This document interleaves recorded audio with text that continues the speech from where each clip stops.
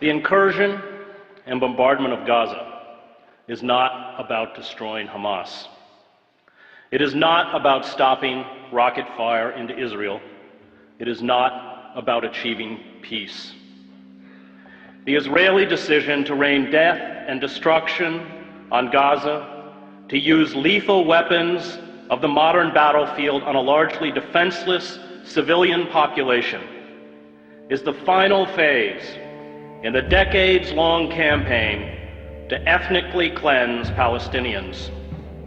The assault on Gaza is about creating squalid, lawless, and impoverished ghettos in the West Bank and Gaza, where life for Palestinians will be barely sustainable. It is about building a series of ringed Palestinian enclaves where the Israeli military will have the ability to instantly shut off movement, food, medicine, and goods to perpetuate the misery. Privilege and power, especially military power, is a dangerous narcotic. Violence destroys those who bear the brunt of its force, but also those who try to use it to become gods. Israel uses sophisticated attack jets and naval vessels to bomb densely crowded refugee camps, schools, apartment blocks, mosques, and slums, to attack a population that has no air force, no air defense, no navy, no heavy weapons, no artillery units, no mechanized armor, no command and control, no army, and calls it a war. It is not a war.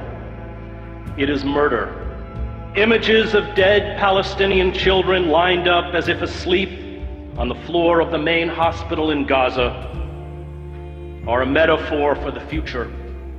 Israel will from now on speak to the Palestinians in the language of death. Those who orchestrate such sieges do not grasp the terrible rage born of long humiliation, indiscriminate violence, and abuse. A father or a mother whose child dies because of a lack of vaccines or proper medical care does not forget. A boy whose ill grandmother dies while being detained at an Israeli checkpoint does not forget. Families who carry the broken bodies of their children to hospitals do not forget. All who endure humiliation, abuse, and the murder of those they love do not forget. This rage becomes a virus within those who eventually stumble out into the daylight. Is it any wonder that 71% of children interviewed at a school in Gaza recently said they wanted to be a martyr? The refusal by our political leaders, from Barack Obama to all but 5 members of Congress, to the major media, to speak out in defense of the rule of law and fundamental human rights, exposes our cowardice and our hypocrisy. The public debate about the Gaza attack engages in the absurd pretense that it is Israel, not the Palestinians, whose security and dignity is being threatened.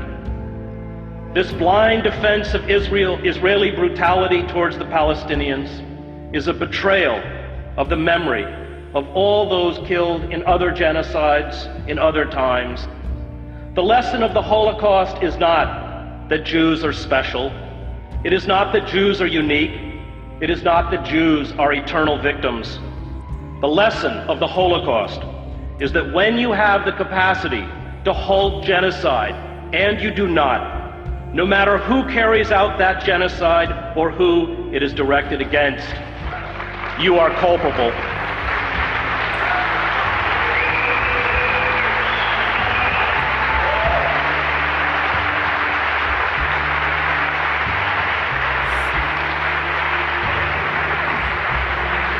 And we are very culpable The F-16 fighter jets, the Apache attack helicopters, the 250-pound smart GBU-39 bombs are all part of the $3 billion military aid we give to Israel. Palestinians are being killed tonight with American-made weapons. But perhaps our callous indifference to human suffering is to be expected.